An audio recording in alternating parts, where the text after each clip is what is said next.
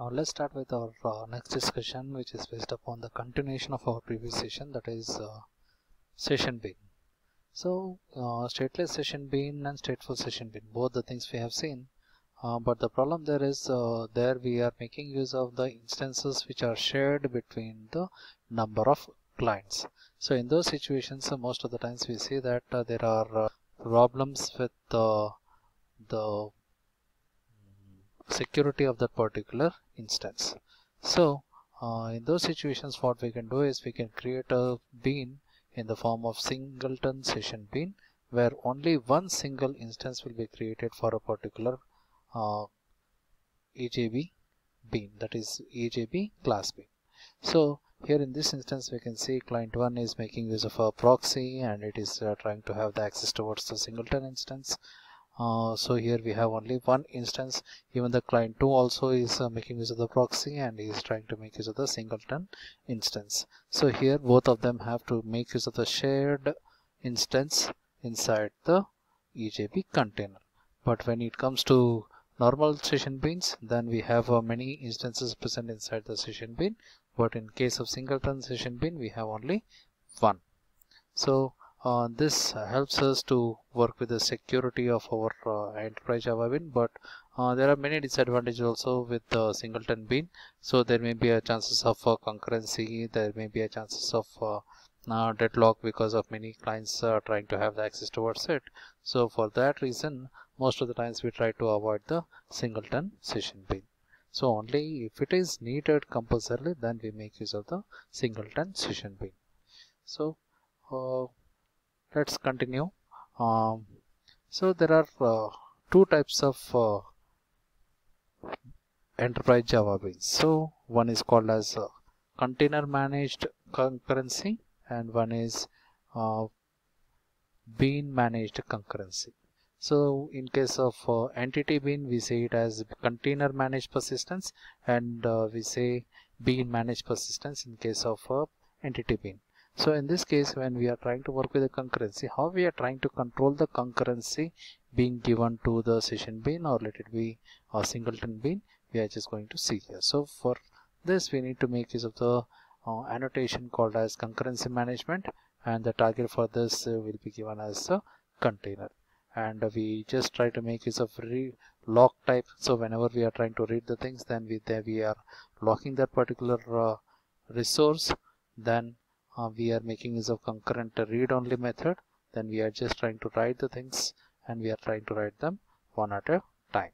So here we are just trying to make use of the concurrency control so that there is no overlapping of the request. So here we can see we are using even the access timeout function, and the timeout will be for the 15 seconds. So unit equals to java.util.concurrent, and we are using the conditions for timeout is in the form of 15 seconds. So in the same way, there is one more called as bean managed concurrency, where the bean will be able to manage the concurrency. So in this situation, what we do is the user is given the complete authority to make the changes to the concurrency. So in the previous situation, the concurrency will be maintained by the container, which is having already all those methods. In the second case, in the bean managed concurrency, the user needs to specify how the concurrency will be managed in case of the concurrency control. So how exactly this concurrency occurs? So when we are making use of many number of clients, here we are using 3 number of clients, and here we are having a instance pool of a EJB container, and here we have many instances, and here we don't have any problem with the concurrency.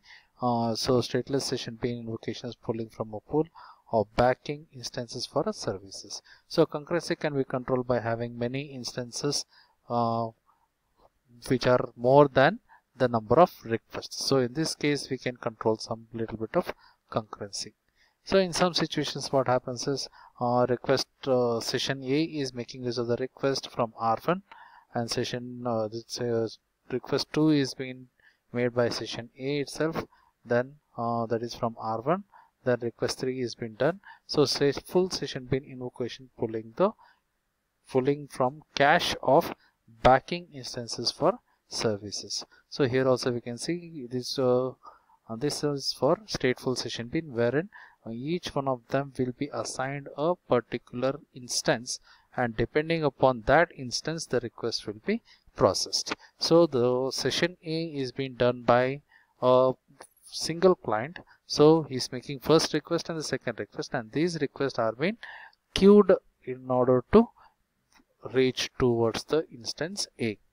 But session B, who is another client, is being given the another instance for working with it. So in this case we see the stateful session bin invocation. So here also we can see some extra instances are being used inside the EJB container. So sometimes what happens is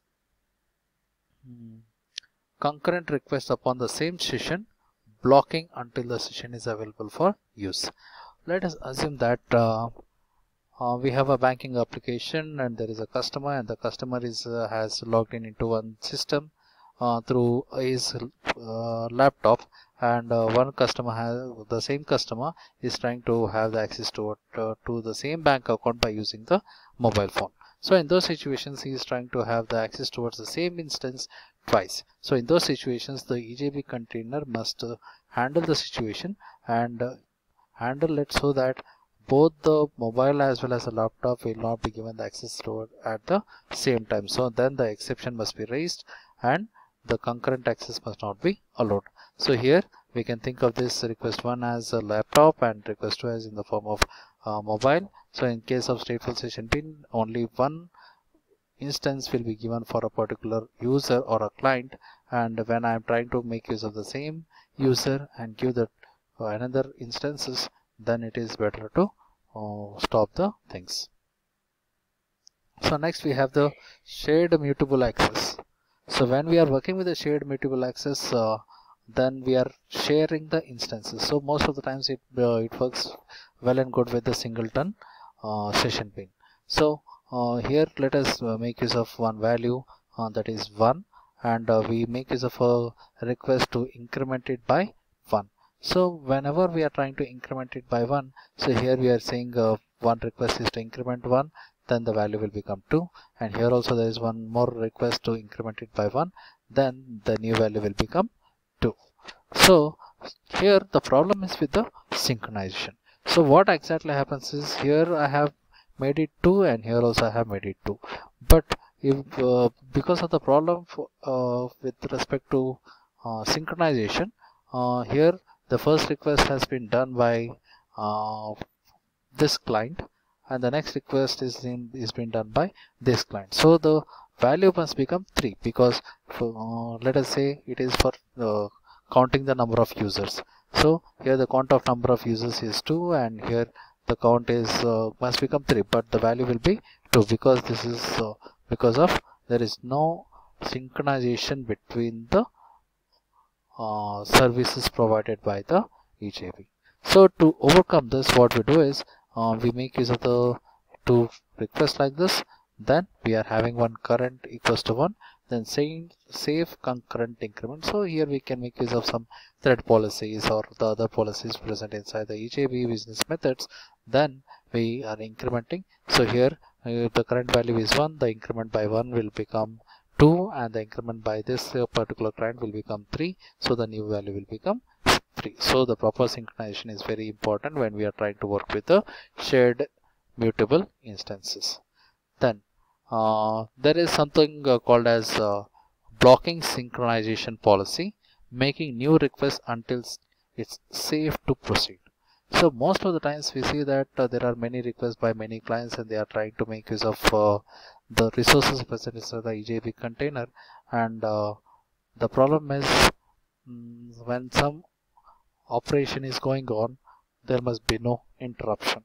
Something like when someone is trying to write anything, and if the same data is to be read by some other client, then it will be the difficult situation for the EJB container to manage the things. So in those situations, what the EJB does is it makes use of the blocking synchronization policy so that the request whatever are being made will be made in the form of queue, and it blocks it until and unless it has completed its execution and it is safe for proceeding to proceed to service the new request. So here we can see there is a blocking increment block, and the request R1 and R2 are being queued here till the blocking increment completes its desired operation. So next, the concurrent singleton session bean servicing many requests in parallel. So for this, what we do is update write request, and here we have the read request. So here also we can see the R1 and R2 are the request. So when we are writing something, then the writing method will be under blocking state, and read request will be processed first because it is a singleton bean.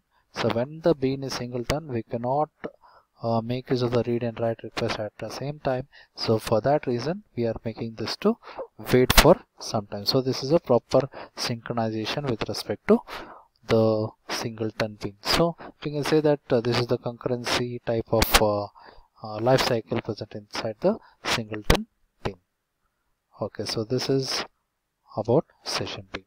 Thank you.